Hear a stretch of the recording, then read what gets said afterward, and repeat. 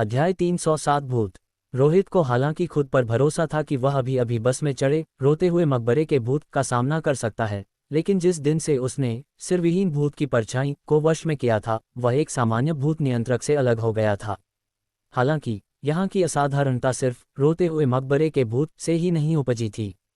बस के अंदर मौजूद अज्ञात भूत, स्वयं ये अलौकिक बस और खेतों में पड़ा वह कब्र का टीला, ये सब ऐसे संभावित खतरे थे जिनका आतंक स्तर अपुष्ट था। उसका कोई भी लापरवाह कदम एक श्रृंखला प्रतिक्रिया को जन्म दे सकता था जिससे सभी संभावित आतंक एक साथ फूट पड़ते। तब संभवतः वह यहीं मर जाता।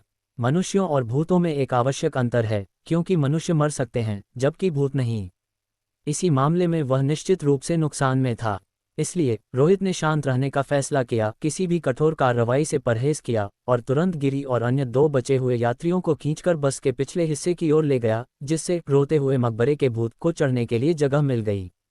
जैसे ही बस ने अपनी यात्रा जारी रखी, ये डरावना पहला ठहराव बस समाप्त ही हुआ था। खिड़की के बाहर खेतों के बीच वह कब्र का टीला अभी भी खड़ा था और बिजली के खंभे के नीचे अस्थायी ठहराव अभी भी लगा हुआ था। फिर भी उसके चारों ओर कोई रोशनी नहीं दिख रही थी, न ही कोई गांव की इमारतें थीं और पास में एक भी राहगीर या वाहन नहीं था।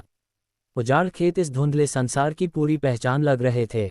वह कब्र का टीला सूक्ष्मता से एक अवर्णनीय आतंक फैला रहा था। एक ऐसी कब्र जिसके सामने भूत भी घुटने टेक कर रोते हों, उसके अंदर आखिर क्या होगा?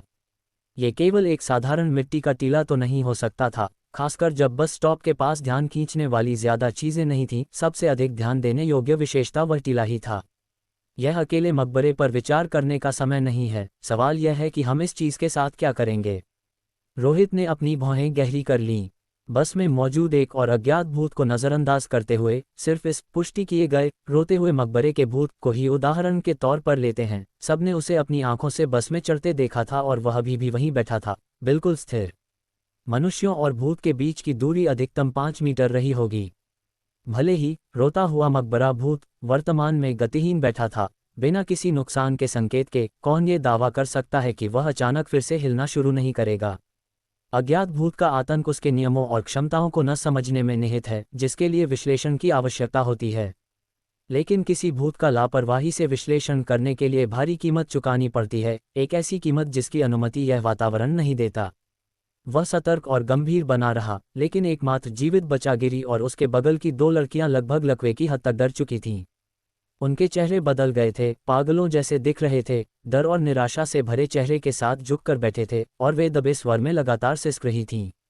अगर पहले रोहित ने हस्तक्षेप न किया होता तो उनकी स्थिति शायद और भी बदतर होती। आखिरकार हर कोई डर पर काबू नहीं पा सकता। आपको ज्यादा तनाव लेने की जरूरत नहीं है, बस में भूत अंधाधुंध लोगों को नहीं मारते। जब तक आप लापरवाही से काम नहीं करते, तब तक भूत की नज़रों में आपको सिर्फ एक अन्य यात्री माना जाएगा और सीधे नज़रअंदाज कर दिया जाएगा। बेशक अगर आप मूर्खतापूर्ण तरीके से कुछ करने की कोशिश करते हैं तो आप भूत को भड़का सकते हैं और वह जाग सकता है, अपनी सीट से उठ सकता है और आपको मार सकता है, रोहित ने सलाह दी। इसी क्षण पिछली पंक्ति से ललित ने अपनी रक्त से भरी आंखें उठाईं और बोला, क्या यह अगले ठहराव पर उतर जाएगा? रोहित ने पूछा। शायद उतर जाए, शायद न उतरे, कोई नहीं जानता। इसके कोई नियम नहीं हैं। अगर आप भाग्यशाली हैं तो यह अगले ठहराव पर उतर सकता है, अगर नहीं तो ये कई ठहरावों तक बैठा रह सकता है। लेकिन कोई गारंटी नहीं दे सकता कि एक भूत के उतरने के बाद दो नहीं चढ़ेंगे। भूतों की संख्या बढ़ती रह सकती है, ललित ने समझाया। रोहित ने जोर दिया, आप यहाँ 7 या 8 दिनों से हैं, आपने एक बार में बस में सबसे अधिक कितने भूत देखे हैं?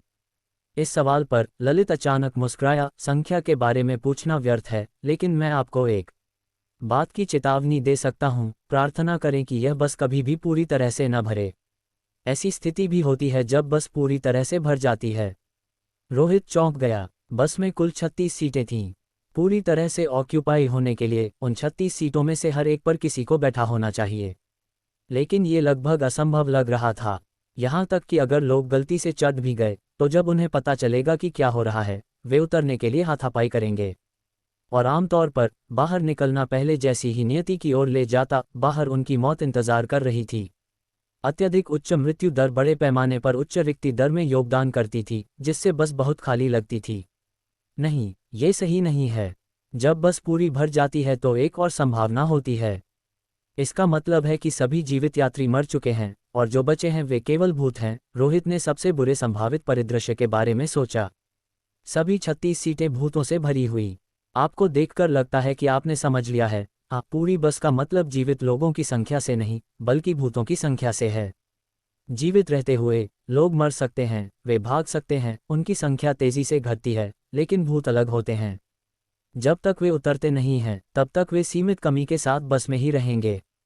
ललित ने ठंडी हंसी उड़ाते हुए कहा, मैं आपको अतिरिक्त सुझाव दे रहा हूं क्योंकि आप भी एक भूत नियंत्रक हैं, लेकिन अब मैंने वह सब कह दिया है जो मुझे कहना था। अंत में आप जीवित बचते हैं या नहीं, यह आप पर निर्भर करता है। अगर आप यहां मर जाते हैं तो मुझे आपको न बचाने के लिए दोष मत देना। इन परिस्थितियों में मैं मुश्किल से खुद को बचा पा रहा हूं। बात खत्म करके उसने फिर से अपनी आंखें बंद कर लीं, मानो सोने का मौका ले रहा हो। रोहित की नज़रें झिलमिला उठीं। हालांकि वह जानता था कि ललित बहुत सारी जानकारी छिपा रहा है, लेकिन ज्यादा पूछना बुद्धिमानी नहीं थी। आखिरकार कुछ संकेत देना भी उसकी ओर से बहुत अच्छा था। अगर किसी अन्य भूत नियंत्रक को कोई शैतानी विचार आता तो वे बिना किसी दूसरी सोच के आपको मार सकते थे। लगता है मुझे बस से उतरने के लिए खुद पर ही निर्भर रहना पड़ेगा।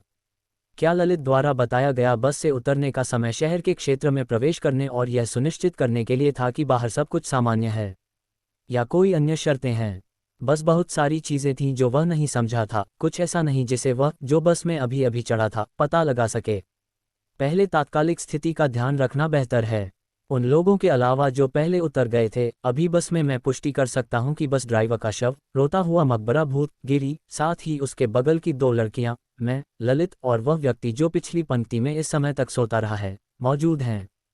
अच्छी खबर यह है कि जिस बूढ़ी औरत पर मुझे भूत होने का संदेह था वह भीड़ के साथ उतर गई। मर गई या नहीं, कम से कम वह फिर से मेरे सामने नहीं आएगी। पुष्टि किए गए भूत के अलावा दूसरे की पहचान लगभग तय की जा सकती है। रोहित ने फिर से दाहिने पिछले कोने की ओर देखा, जहां टोपी से चेहरा ढका हुआ व्यक्ति अभी भी एक कोकून में लिपटा हुआ सो रहा था, जिसकी पहचान अभी भी नहीं हो पाई थी। क्या वह भूत है? मैं पूरी तरह से निश्चित नहीं हो सकता, लेकिन कम से कम मेरे पास एक मोटा अनुमान है। जैसे जैसे समय टलकता गया, रोहित ने किसी भी उपयोगी सुराग की तलाश में बस के चारों ओर देखा। फिर भी इस समय उसके पास मौजूद जानकारी के आधार पर ऐसा लग रहा था कि बाहर निकलने का एकमात्र तरीका बस के दरवाजे के फिर से खुलने का इंतजार करना था।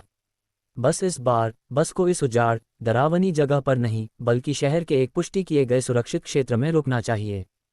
क्या तुम सब ठीक हो? तुम्हें अब तक शांत हो जाना चाहिए था। अगर तुम वास्तव में आशा छोड़ चुके हो तो मुझे चिंता करने की जरूरत नहीं है। तुम बस अपने लिए ही संघर्ष कर सकते हो, रोहित ने पास के गिरी और अन्य लोगों से कहा। उसने लापरवाही से इन लोगों की मदद की थी, ऐसा करना उसे नैतिक रूप से सही लगा था। अगर वे अपनी वर्तमान मानसिक स्थिति बनाए रखते हैं तो अगली बार वे निश्चित रूप से बर्बाद हो जाएंगे, बचने का कोई मौका नहीं होगा। बड़े भाई, क्या आपके पास हमें इस मनहूस जगह से बाहर निकालने का कोई रास्ता है? गिरी धीरे धीरे डर के अभ्यस्त होते हुए आशा से भरे चेहरे के साथ पूछा। रोहित ने सिर हिलाया और कहा, नहीं, मैं भी एक पीड़ित हूँ, पिछली पंक्ति के व्यक्ति से भी कम जानता हूँ। बाहर निकलने का कोई रास्ता हो सकता है, लेकिन मैंने अभी तक उसे समझा नहीं है। अगर आप जीवित रहना चाहते हैं तो तब तक टिके रहने का कोई रास्ता खोजें। मैं इतना ही कर सकता हूँ। अगर वह ये पता लगा सकता कि इस जगह से कैसे निकलना है तो उसे इन लोगों को अपने साथ ले जाने में कोई आपत्ति नहीं होगी। लेकिन तभी जब वे इतने लंबे समय तक जीवित रह सकें, तब हम आप पर भरोसा करेंगे, गिरी ने थोड़ा उत्तेजित होकर कहा। रोहित ने कोई जवाब नहीं दिया। दिल में महसूस कर रहा था कि इन तीनों के बचने की संभावना कम थी क्योंकि उनके गुण बस बहुत खराब थे। और जैसे ही सब चुपचाप इंतजार कर रहे थे, बाहर का आसमान पूरी तरह से अंधेरा हो गया था। दिखाया गया समय 8:30 था। बस ने अपनी यात्रा जारी रखी जब तक कि 9:50 पर शांति एक बार फिर भंग नहीं हुई। वाहन धीमा होने लगा और सड़क के किनारे की ओर मुड़ गया। दूसरा ठहराव, धीमा होना और दाहिनी ओर जाना, यह एक स्टेशन के पास आने का संकेत था। रोहित ने खिड़की के बाहर देखा और उसका चेहरा फिर से गहरा हो गया। ये जगह एक और उजाड़ जंगल थी, चारों ओर लोगों से रहित। नहीं, पूरी तरह से रहित नहीं। रोहित ने अपनी आंखें सिकुड़ीं, दूर के जंगल में दिखाई दी 2 मंद लाल रोशनी को देखते हुए। रोशनी फीकी थी, शायद बल्बों से नहीं, बल्कि लालटेन या ऐसी ही किसी चीज से, धुंधली और अस्पष्ट, काली रात के बीच असाधारण रूप से डरावनी लग रही थी। जल्द ही बस रुक गई। धड़ाम टिल्डा, बस का दरवाज़ा अपने आप खुल गया और सर्द हवा अंदर आई जिससे सबके बाल खड़े हो गए। बस के दरवाजे के पास बैठा रोते हुए मकबरे के भूत का चेहरा, जो एक सफ़ेद कपड़े से ढका हुआ था, हिलने लगा मानो नीचे का चेहरा प्रकट होने वाला हो। रोहित उत्सुकतावश साफ देखने की कोशिश की, लेकिन दुर्भाग्य से साफ नहीं देख पाया। बड़े भाई, बाहर देखो। उसके बगल की एक लड़की की आवाज़ कांप गई क्योंकि उसने खिड़की के बाहर इशारा किया। डर उसकी आंखों में फूट रहा था। बस की हेडलाइट्स के माध्यम से कोई स्टॉप के पीछे जंगल से होकर एक घुमावदार रास्ता देख सकता था। कच्ची सड़क जंगली घास से भरी हुई थी। उस रास्ते के अंत में एक पुराना लकड़ी का घर मंद रूप से नजर में आया। घर लकड़ी का बना था और ऐसा लगता था कि वह लंबे समय से वहीं खड़ा है, जिसके कई हिस्से पहले ही ढह चुके थे और खरपतवार से उगाए थे। मानो वीरान हो, मानव निवास का कोई संकेत नहीं दिखा रहा हो।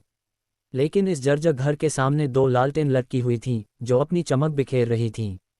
बस के रुकने के लगभग 2 से 3 मिनट बाद दूर के लकड़ी के घर में एक बदलाव हुआ। लालटेन के नीचे एक आकृति अचानक खड़ी हो गई, मानो इस ओर देख रही हो।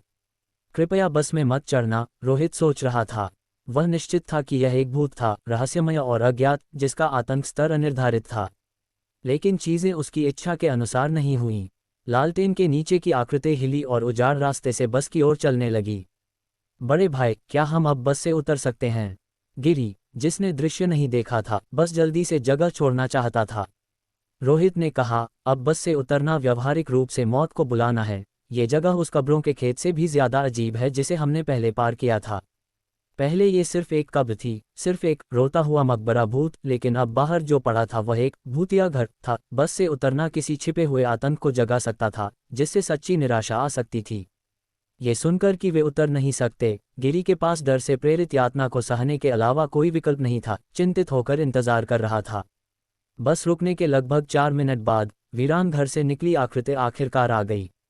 ये लाल रंग की कमीज में कोई था, सिर लाल घूंघट से ढका हुआ था, जैसे कोई दुल्हन शादी करने वाली हो। हालांकि रोहित ने देखा कि लाल कमीज वाली महिला के हाथ जो खुले थे, वे सूखे और अकड़े हुए थे। गहरे भूरे रंग की त्वचा हड्डियों से कसकर चिपकी हुई थी, एक सूखी लाश के समान।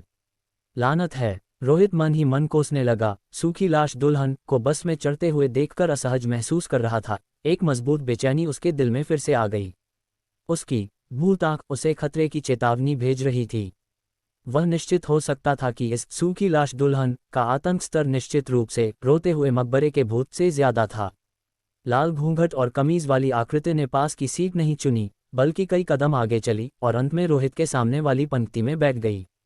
वे केवल 1 मीटर से थोड़े ही अधिक दूर थे, जो केवल पिछली बस के दरवाजे से अलग होने के कारण था। जैसे ही यह इकाई बैठ गई, बस में यात्रियों की संख्या दिखाने वाला डिजिटल डिस्प्ले 2 से बढ़कर 3 हो गया, क्योंकि पिछले रोते हुए मकबरे का भूत उतरा नहीं था। सौभाग्य से बस में स्थिति पहले की तरह शांत बनी रही, कोई घटना नहीं हुई। भले ही अब बस में 3 भूत थे और अभी तक कोई नहीं मरा था, ये वास्तव में थोड़ी अच्छी खबर थी। जल्द ही 5 मिनट बीत गए। ये बस स्टॉप बिना किसी घटना के पार हो गया। बस ने अपनी यात्रा जारी रखी, आगे की सड़क पर पहले की तरह चली गई। भूत तीसरा ठहराव। अब समय 11:30 था। बस फिर से रुक गई, इस बार एक चौराहे पर।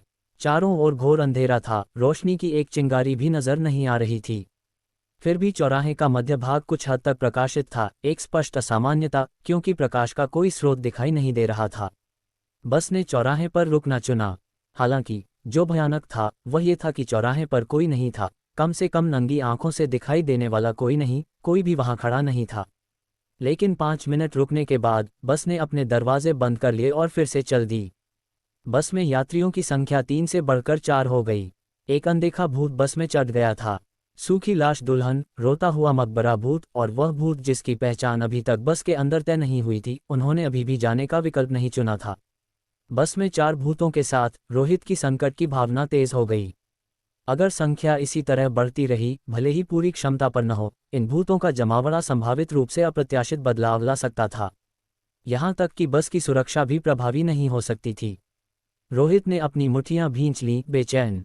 अब बस में उस भूत के साथ जिसे देखा नहीं जा सकता था, कोई भी निश्चित नहीं हो सकता था कि वह कहाँ बैठा था।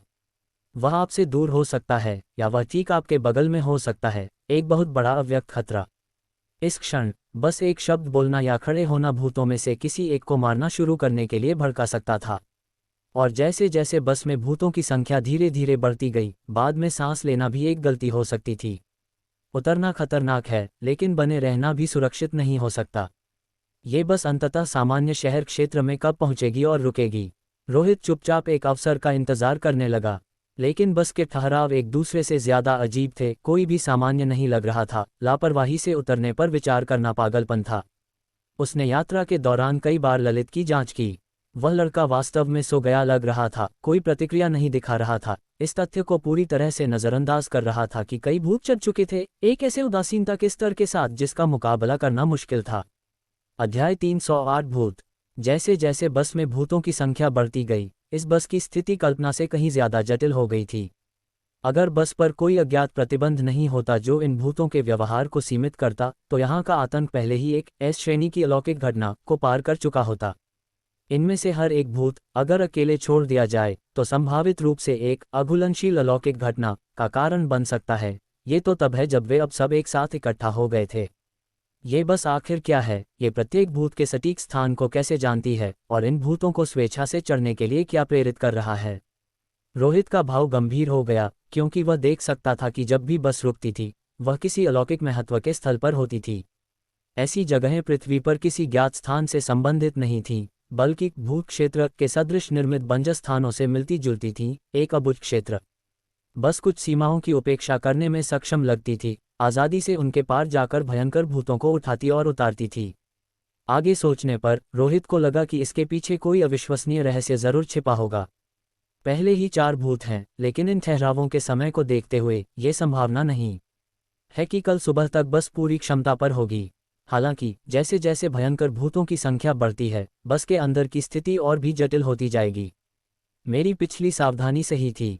जब तक मैं खुद को सुरक्षित रखता हूं, तब तक चढ़ने वाले भूतों का सीधे सामना करने की जरूरत नहीं है। रोहित ने अपनी हिम्मत जुटाई, इस अवधि के दौरान डटे रहने और अगले ठहराव पर उतरने का मौका खोजने की योजना बनाई। ये देखते हुए कि यह बस शहरी क्षेत्र में रुकेगी, इसका मतलब था कि यह हमेशा भूतों को नहीं उठाएगी। एक ऐसा क्षण आना ही था जब चीजें सामान्य हो जाएंगी, और वह उसका उतरने का अवसर होगा। वाहन अंधेरी राजमार्ग पर आगे बढ़ता रहा। ये बस कहीं भी जाती, आगे हमेशा एक सड़क होती थी। रोहित ने अपने सेलफोन का उपयोग करके अपनी स्थिति का पता लगाने की कोशिश की, केवल यह पाया कि उसका जीपीएस खराब हो गया था। कभी स्थान दक्षिण में दिखता, कभी उत्तर में, और कभी कभी यह विदेश में भी दिखाई देता। सिग्नल रुक रुक कर और असंगत था। ये ललित से पहले प्राप्त सेलफोन सिग्नल की स्थिति के समान था, जो भी अनियमित था और किसी विशिष्ट स्थान को इंगित नहीं कर सकता था। इस क्षण डिब्बे के अंदर भयावह शांति थी। रोहित गतिहीन बैठा था, उसकी नज़रें बस के भीतर के कुछ भूतों पर टिकी हुई थीं। डर रहा था कि वे कार्रवाई कर सकते हैं। वह शांत रहने और अपने आसपास के आतंक को न भड़काने के लिए चुप भी रहा। उसके पीछे ललित जल्दी ही सो गया लग रहा था, क्योंकि कोई हलचल नहीं थी। गिरी और उसके बगल की दोनों लड़कियां आतंक के कारण अपनी ही छोटी दुनिया में सिमट गई थीं, स्पष्ट डर से कांप रही थीं। समय 1:30 बजे दिखा रहा था। इस बीच बस फिर से नहीं रुकी थी, जो अच्छी खबर थी। कोई ठहराव नहीं, मतलब कोई नया भूत नहीं चढ़ेगा। लेकिन अप्रत्याशित रूप से वह घटना जिसका सबको डर था, जल्द ही हुई। बस, जो एक स्थिर गति से चल रही थी, अचानक धीमी होने लगी, जैसे किसी ने ब्रेक दबाया हो। एक अचानक ठहराव, सब आगे की ओर झुके, और जो सुरक्षित नहीं बैठे थे वे लगभग गिर पड़े। बस रुक गई थी, सड़क के बीचों बीच भयावह रूप से स्थिर, बिना किसी स्टेशन में प्रवेश किए या किसी अंतिम बिंदु तक पहुंचे। स्थिति पहले से पूरी तरह अलग थी। लेकिन अगली ही क्षण जिसने रोहित की रीढ़ में सिहरन पैदा कर दी, वह रोते हुए मकबरे के भूत का दृश्य था, जो सफेद शोक वस्त्र पहने हुए था। दरवाजे के पास की सीट से धीरे धीरे खड़ा हो गया। वह मुड़ा और बस के पिछले हिस्से की ओर बढ़ने लगा। सफेद कपड़े ने रोते हुए मकबरे के भूत के चेहरे को छिपा रखा था, केवल एक खोखले चेहरे की रूपरेखा। उसका अकड़ा हुआ शरीर आगे बढ़ा, सड़ी हुई मिट्टी की बदबू के साथ एक ठंडक फैला रहा था, जो सिर्फ एक नज़र से डर पैदा कर रहा था। क्या हो रहा है? बस रुक गई है और अब भूत चल रहे हैं। रोहित की आंखों में आशंका झिलमिला उठी, क्योंकि उसने रोते हुए मकबरे के भूत पर अपनी नज़रें टिकाए रखीं। क्या भूत उतर रहा था, या कोई और कारण था? लेकिन इससे पहले कि वह और सोच पाता, लाल कमीज में लिपटी दुल्हन, जिसके सिर पर लाल स्कार्फ था जो एक गहरे भूरे रंग की सूखी लाश दुल्हन जैसा दिख रहा था, भी खड़ी हो गई और बस के पिछले हिस्से की ओर अपना रास्ता बनाने लगी। 2 दृश्यमान भूत हिल रहे थे। जहां तक अनदेखे भूत की बात है, यह निश्चित था कि वह भी चलना शुरू कर रहा था या नहीं। धड़ाम टिल्डर, अगली ही क्षण, इससे पहले कि रोहित को और सोचने का समय मिलता, बस का पिछला दरवाज़ा, जो पहले कभी नहीं खुला था, अचानक खुल गया। रात की ठंडी हवा अंदर आई, जिससे कोई अनियंत्रित रूप से कांपने लगा। इस क्षण बस के इलेक्ट्रॉनिक डिस्प्ले पर यात्रियों की संख्या 4 से बदलकर 3 हो गई। एक निश्चित भूत ने उतरने का विकल्प चुना था। फिर रोहित ने देखा कि सूखी लाश दुल्हन, जो पिछले दरवाजे के सबसे करीब थी, भी धीरे धीरे बस से उतर गई, हाल ही में खुले दरवाजे का उपयोग करके, और इलेक्ट्रॉनिक डिस्प्ले पर यात्रियों की संख्या 3 से घटकर 2 हो गई। दूसरा भूत उतर गया। अंत में पास आता हुआ, रोता हुआ मकबरा भूत, पहले के भूतों की तरह पीछे बैठे जीवित लोगों पर हमला करने का विकल्प चुने बिना धीरे धीरे बस से उतर गया। बस के अंदर भूतों की संख्या में भारी कमी आई थी। पहली नज़र में ये बहुत अच्छी खबर लगी, कम से कम जो भूत पहले चढ़े थे वे अब सभी बस से बाहर निकल गए थे। फिर भी डिस्प्ले पर यात्रियों की संख्या अभी भी 1 दिखा रही थी। सभी भूत उतर गए थे, लेकिन यह आखिरी बचा हुआ भूत अभी भी नहीं गया था। रोहित ने बदलते हुए नंबरों को देखा, और हालांकि यह पूरी तरह से सफाई नहीं थी, स्थिति पहले से कहीं बेहतर थी, जिसने अस्थायी राहत की सांस लेने की अनुमति दी। हालांकि इससे पहले कि उसे आगे सोचने का समय मिलता, ललित, जो पीछे सो रहा था, अचानक अपनी सीट से खड़ा हो गया। बिना किसी स्पष्टीकरण के उसने जल्दबाजी में बस से उतरने की तैयारी की, मानो 1 मिनट भी और नहीं रुकना चाहता हो। वह इस समय उतरने का विकल्प चुन रहा है। रोहित तुरंत दंग रह गया। बस सड़क के बीचों बीच रुकी हुई थी, जिसमें 3 भूत उतर चुके थे। अगर कोई सामान्य व्यक्ति उनका अनुसरण करता है, तो उनके उतरते ही उनकी मृत्यु हो सकती है, ये देखते हुए कि भूत ज्यादा दूर नहीं गए होंगे और अभी भी आसपास छिपे हो सकते हैं। बस की सुरक्षा के बिना पहले उतरे हुए भूत शांत नहीं रहेंगे। ये जानते हुए कि यह कितना खतरनाक है, फिर भी ललित ने उतरने का विकल्प चुना। कोई कारण जरूर होगा, शायद उन बाहरी भूतों की तुलना में बस और भी खतरनाक है। क्या बस किसी खास कारण से अचानक सड़क के बीच में रुकी? रोहित का दिमाग तेजी से दौड़ा, लेकिन इससे पहले कि उसे आगे सोचने का समय मिलता, बस की हेडलाइट्स अचानक बुझ गईं, और फिर गलियारे की रोशनी भी तेजी से बुझ गई। अंधेरे की एक लहर तुरंत बस के सामने से पीछे तक फैल गई। अत्यधिक खतरा टिल्डर। जैसे ही अंधेरा छा गया, रोहित ने एक अभूतपूर्व तत्परता महसूस की। उसकी भूत आंख बेचैन और असहज थी, लगभग भूत परछाई से भी दबाई नहीं जा सकती थी। जहां तक उसके बगल के गिरी और दोनों लड़कियों की बात है, वे डर और भ्रम से अभिभूत थे, पूरी तरह से यह बताने में असमर्थ थे कि यह विकास अच्छा था या बुरा। चलो यहाँ से निकलते हैं। जल्दी से विचार करने के बाद रोहित ने दांत पीसे और बस छोड़ने का विकल्प चुना। वह अब निश्चित था कि इस बस के साथ कुछ गड़बड़ है, और यह अंदर के लोगों के लिए जानलेवा थी। नहीं, शायद सिर्फ लोगों के लिए नहीं, बल्कि भूतों के लिए भी। लाल रोशनी की एक चमक के साथ रोहित गिरी और दोनों लड़कियों के साथ बस से गायब हो गया। वे खड़े होने में बहुत देर कर चुके थे। केवल भूत क्षेत्र का उपयोग उन्हें तुरंत दूर ले जाने के लिए किया जा सकता था, और बस के दरवाजे खुले होने के कारण भूत क्षेत्र बस के बाहर तक फैल सकता था। रोहित के निकलते ही बस पूरी तरह से अंधेरे में डूब गई। कोई अपने हाथ को अपने सामने नहीं देख सकता था, और मौत जितनी गहरी चुप्पी छा गई थी। लेकिन बाहर की सड़क भी मंद थी, केवल आकृतियां मुश्किल से दिखाई दे रही थीं। इंजन फिर से बंद हो गया। ललित, लगता है हम वास्तव में बदकिस्मत हैं। कौन जानता है कि क्या हम इस बार जीवित निकल पाएंगे। बस के बाहर अचानक एक आवाज़ आई, जिसमें बेसबॉल कैप में एक व्यक्ति का पता चला, जो सड़क के किनारे एक अजीब ठंडी हंसी के साथ बैठा था। ऐसा लग रहा था कि वह बस से बहुत पहले उतर गया था, और वह कैसे बिना किसी का ध्यान आकर्षित किए उतरने में कामयाब रहा, यह एक रहस्य था। वह व्यक्ति जो ललित के बगल में पिछली पंक्ति में था, वह भूत नहीं बल्कि एक इंसान निकला। उसके लहजे से ऐसा लगा कि वह ललित के साथ कुछ समय से बस में था। वह नया आदमी बस में ही मर गया लगता है। मैं दुर्घटनाओं को रोकने के लिए उसकी सीट हथियाने में मदद करने की सोच रहा था। चूंकि बस रुक गई है, ये बस उसकी बुरी किस्मत है। अगर वह यहाँ बाहर मर जाता, तो भयंकर भूतों का पुनरुद्धार काफ़ी परेशानी का कारण बनता। अगर आप बस पर मरते हैं तभी आप सुरक्षित हैं। ललित का चेहरा गंभीर था जब उसने बात की। रोहित की मदद करने का उसका उद्देश्य एक सीट सुरक्षित करना था, और सीट सुरक्षित करने के पीछे का असली कारण शायद केवल वही जानते होंगे जिन्होंने बस में एक लंबा समय बिताया था।